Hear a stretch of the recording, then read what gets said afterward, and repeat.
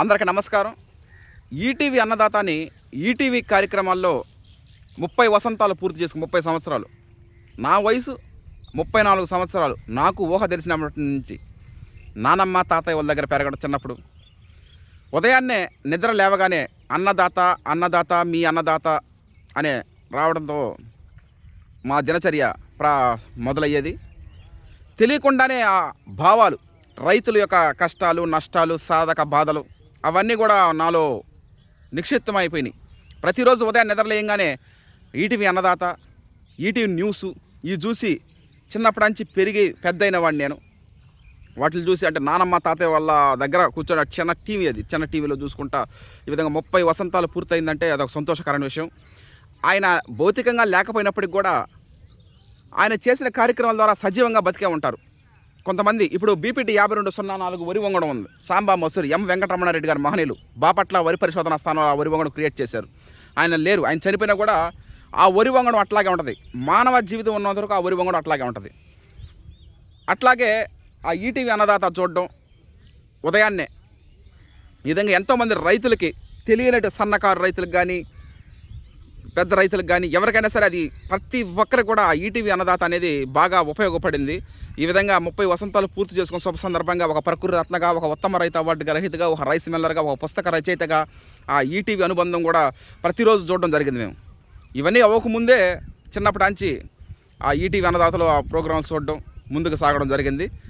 ఇది ఏవైనా శుభాకాంక్షలు. ఈటీవీ అన్నదాత కార్యక్రమం ఈటీవీలో విజయవంతంగా ఇప్పటికి కూడా కొనసాగుతూ ఉంటుంది. ప్రతిరోజు ఉదయాన్నే వస్తూ ఉంటుంది. అది ప్రతిరోజు మనం చూస్తూ ఉంటాం కూడా.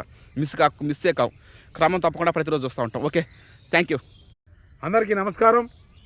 ఈరోజు 62వ రోజు మన ఫార్మింగ్ నడుస్తుంది. ఇంకో ముఖ్యమైన విశేషాలు ఏంటంటే, మనుషులు పుడతా ఉంటారు, లోకం వదిలి వెళ్ళిపోతూ ఉంటారు. ఆ జీవిత కాలంలో కొందరు వ్యక్తులు చేసిన పనులు బ్రహ్మాండంగా నిలిచిపెడతాయి. ఏదంటే అందరు కూడా నలుగురు నారాయణ అన్నట్టుగా ఉండేవాళ్ళు మామూలుగా ఉండదు, పెద్ద లెక్క కాదు. ఒక్కొక్కరు ఆ జీవితంలో ఆ జీవించిన కాలంలో ఆ జీవన ప్రయాణంలో కొన్ని అద్భుతమైనటువంటి పనులు చేసి వాళ్ళు తదనానంతరం అంటే వాళ్ళు వెళ్ళిపోయినంత మరణానంతరం కూడా వాళ్ళు చిరంజీవులుగా ఉంటారు. ఆ కోవలేకే వచ్చే కొందరు వ్యక్తులు ఉంటారు. వాళ్ళల్లో ముఖ్యంగా చెప్పుకోవాల్సిన వ్యక్తి ఈయన రామోజీరావు, అంటే ఈటీవీ రామోజీరావు. దేనికంటే మన రైతులు 30 సంవత్సరాలు అన్నదాత ప్రోగ్రాం నిర్విర్యాయంగా విజయవంతంగా పూర్తి ఎంతోమంది రైతులకి ప్రతి చిన్న ఇంట్లో కూడా చిన్న గుడిసెలు కూడా మనకి టీవీలు ఉన్నాయి. ఆడ చేరి వ్యవసాయ పరిజ్ఞానం లేని రైతులు కూడా దానికి కాసేపు చూసుకుంటే విషయాలు తెలిసే విధంగా ఎందరికో మేలు చేశారు. కాబట్టి ఆయనకి కూడా మంచి అభినందనలు తెలుపుతున్నాము. ఏంటంటే ఆయన జీవితకాలంలో 10 మందికి ఉపయోగపడే పనులు చేశారు. అది 30 సంవత్సరాలు పూర్తయిందంట. కాబట్టి అన్నదాత ప్రోగ్రానికి కూడా శుభాకాంక్షలు తెలియజేస్తున్నాము. ఇంకో సంగతి ఏంటంటే, ప్రతి ఒక్కరూ చనిపోవాల్సిన వాళ్ళే, ఎవరు ఉండేది ఏం లేదు. ఆ మాట అంటే చాలామంది కోపం, అయినా పర్వాలేదు, జననం మరణం ధర్మం. కాబట్టి కొంతమందిని ఏదో వాళ్ళ సాంప్రదాయాల ప్రకారం మా మట్టిలోకి మూడు చేస్తారు, కొంతమంది తగలబెట్టేస్తారు.